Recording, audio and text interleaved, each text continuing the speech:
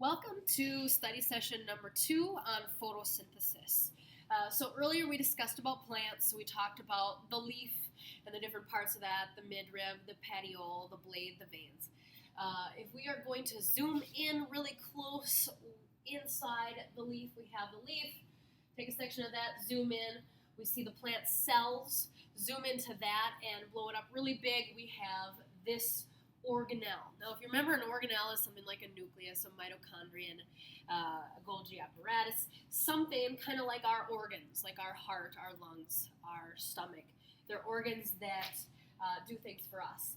This particular organelle is the chloroplast.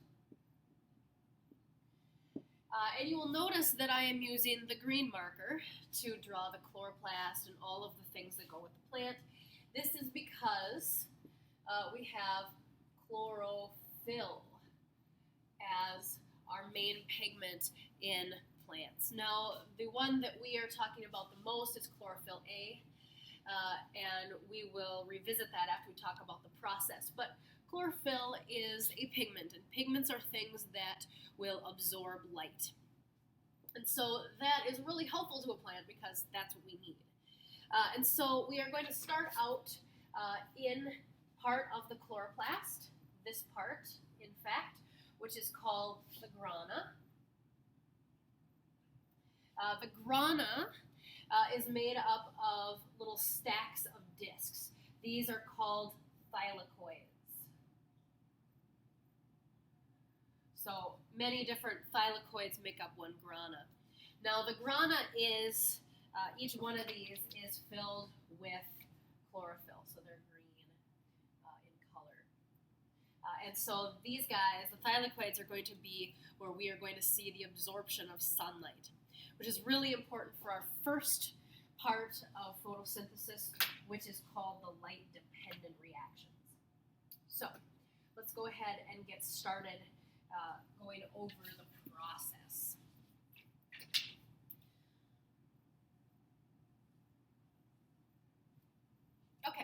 So once we have this grana inside of the chloroplast, our first part to photosynthesis involves sunlight. So here's the sun. The sun is going to have its sunlight come down here and get absorbed. Now, as it gets absorbed by the chlorophyll, it is going to excite the molecules inside this chlorophyll. But in the long run, what's going to happen is it's also going to take the water, H2O, that the plant has, and it's going to use the energy from the sunlight to split the water. So here's our water, H2O, and it's going to split it. So the sun's energy is going to do this to it.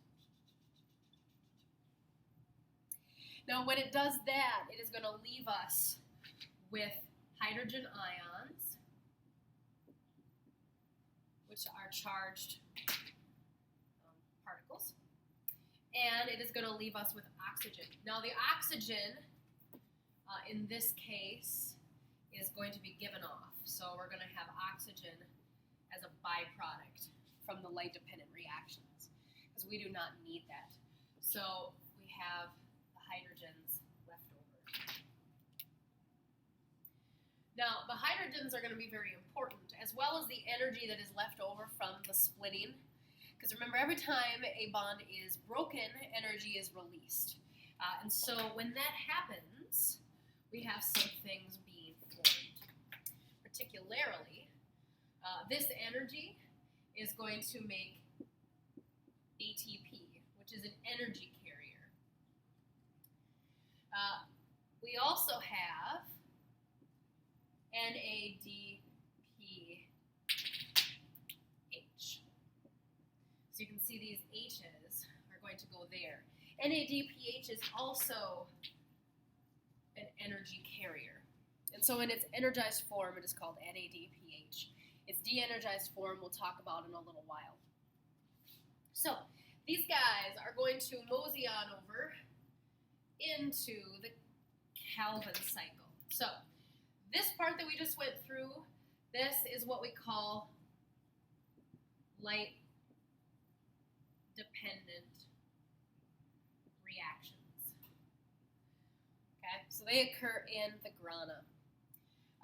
And so these guys come over, and we have our last requirement for photosynthesis. We have carbon dioxide. Carbon dioxide is going to come over here, and it's going to combine with some molecules, things like RUBP, and it's going to make a series of molecules, 3 carbons and such. And the end result of this Calvin cycle is going to be our end product, C6H12O6, or glucose. Yay for the plant. So we have the glucose being given off. Now, in the light-dependent reactions like the name states, these guys are dependent on light. They need light for the energy to go through the reactions, to go through the process. The Calvin cycle was once called the dark reactions. These series of events do not require sunlight because there's a different form of energy that they're using.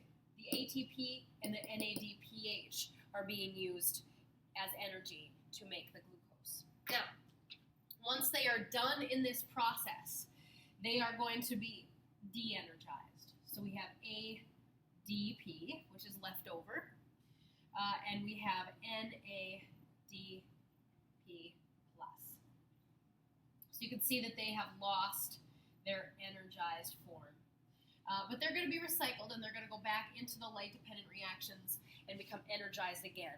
So these are recycled continually. If you look really closely, this in the middle, this is the ATP cycle that we talked about at the very beginning of notes when we started talking about photosynthesis. Now, the other thing that we have to discuss besides this is we have to talk a little bit about just the general things involved with photosynthesis. So, as far as chlorophyll, I have to talk a little bit about pigments. Pigments like chlorophyll are going to go through a process that absorbs and reflects light. So if you've heard of Roy G. Biv, a lot of us know these as the colors of the rainbow. These are the colors of the visible spectrum of light. It stands for red, orange, yellow, green, blue, indigo, and violet. Now, different pigments are able to absorb and reflect different wavelengths of light. The reason these appear different colors is because they have different wavelengths. And because of that, we will see different colors. So you can see the wavelength is changing as we go down the spectrum. Now, chlorophyll A, which is the most common, chlorophyll A is going to absorb things like the reds and the blues and the purples, and we will be left with a majority of the greens and some yellows. So this part of the spectrum is absorbed, and then the yellows and the greens are going to be reflected, and they are going to go back to our eyes. So this is what we see. This is the reason that when we look at the majority of plants, we are going to see green because the chlorophyll A is reflecting that back. So the plant doesn't need it. One more thing to discuss before the end is something we call ATP. Now, I went through the process of photosynthesis, and we have ATP in photosynthesis, but as you can see, it's a really complex molecule. This is actually the molecular structure of ATP. And what you have here is you have the different parts. Now, if you remember, it is made up of adenine and ribose, which are combined right here, adenine and ribose, to form adenosine. And then the triphosphate is 3 phosphates here. 1, 2, 3. Now, the energy stored is right here. The bonds are where the energy is stored in ATP. And so our bodies and plants as well can use ATP to store energy when sunlight or when another means of energy is not present.